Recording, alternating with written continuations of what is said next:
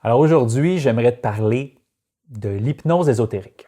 Qu'est-ce que c'est l'hypnose ésotérique? Puis en même temps, question de comprendre un petit peu plus les fonctionnements, à quoi ressemble une session, les objectifs, puis finalement, c'est un peu quoi les résultats escomptés, à quoi qu'on peut s'attendre.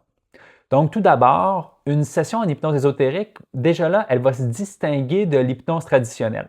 Donc, on est, par exemple, l'opérateur en hypnose, qui est moi, qui va être accompagné d'une télépathe ou sinon d'un support d'opérateur.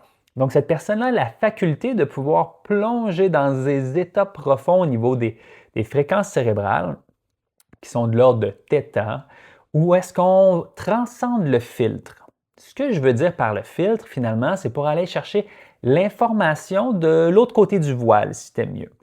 Donc, un coup qu'on va chercher les informations, on va aller à la rencontre de la conscience. La conscience de qui? La conscience du client.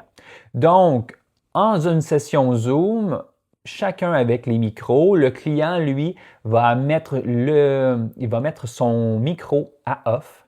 Puis pendant la session, ce qu'on va voir, c'est moi en train de questionner différentes parties subliminales qui est des différents niveaux de conscience de la conscience du client.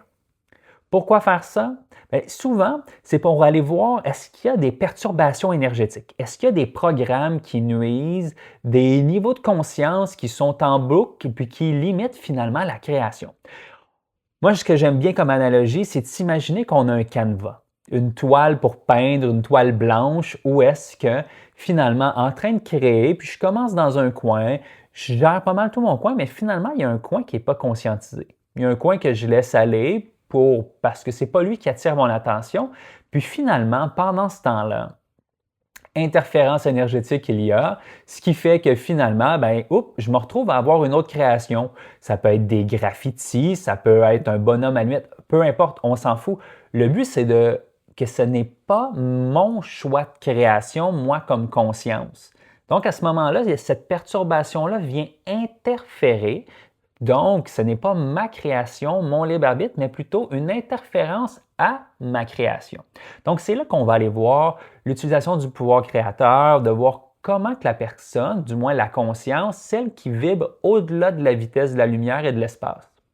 Donc, ce niveau de conscience-là, afin de pouvoir conscientiser la grande majorité de ces programmes, de ces parties subliminales, puis de voir est-ce qu'il y a des endroits qui attirent son attention puis qui la limitent dans son espace créateur. Qu'est-ce que ça fait ça dans une vie? C'est des problématiques de tout genre qui peuvent être de l'ordre physique, psychologique, émotionnel, puis même dans la densité, même dans les blocages au niveau de la manifestation, une gestion émotionnelle compliquée. Puis là, j'en passe. C'est des exemples de base. Donc, cette séance-là, à quoi qu'elle avait ressemblé? On est en enregistrement, on est en virtuel, je guide la conscience jusqu'au moment où est-ce qu'elle prend conscience de son espace, puis finalement, elle va pouvoir, un coup qu'elle réalise qu'elle est maître chez elle, qu'elle est finalement Dieu dans son espace, que son espace est elle-même sur tous les niveaux, peu importe la terminologie qu'on utilise, soit d'un point de vue scientifique, soit d'un point de vue ésotérique, soit d'un point de vue spirituel, donc la conscience, l'âme, le moi supérieur, peu importe. Le but, c'est qu'elle reprenne pouvoir de son espace afin de pouvoir manifester sa création, afin qu'aucune perturbation, un peu de redevenir maître à bord, le capitaine du bateau, si tu veux. Un coup ça fait, il va y avoir un certain laps de temps, ce qu'on appelle la métabolisation. Il faut imaginer que la conscience, elle vibre très, très, très haut dans l'énergie.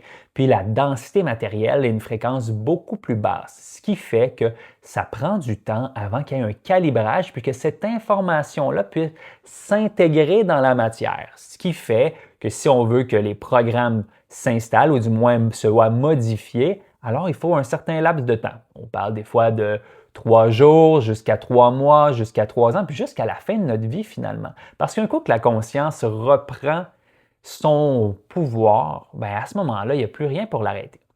Donc, les changements peuvent s'adresser d'une multitude de façons. La session, un coup qu'elle est enregistrée, elle va vous être transmise par un programme de transfert. Puis à ce moment-là, ben, il y a moyen de prendre rendez-vous avec moi pour pouvoir aller un peu plus loin dans l'analyse, dans la compréhension de la session, afin de pouvoir que le niveau du mental, l'analyse puisse surtout éviter le doute, car le doute est l'ennemi juré de cette méthode, parce qu'il ne faut pas oublier quelque chose, c'est une création. Donc, au moment que cette séance-là elle est faite, une nouvelle ligne de temps est créée, puis à ce moment-là, ben, il faut, comment je pourrais dire, faire le maximum, ou du moins laisser aller derrière cette ancienne ligne de temps, les anciennes mémoires et programmes afin de pouvoir se réaliser pleinement. Donc, j'espère que j'ai été un petit peu plus clair. Puis à la toute fin, il va y avoir une analyse ésotérique afin de pouvoir emmener un certain niveau de compréhension à la fin de cette séance-là.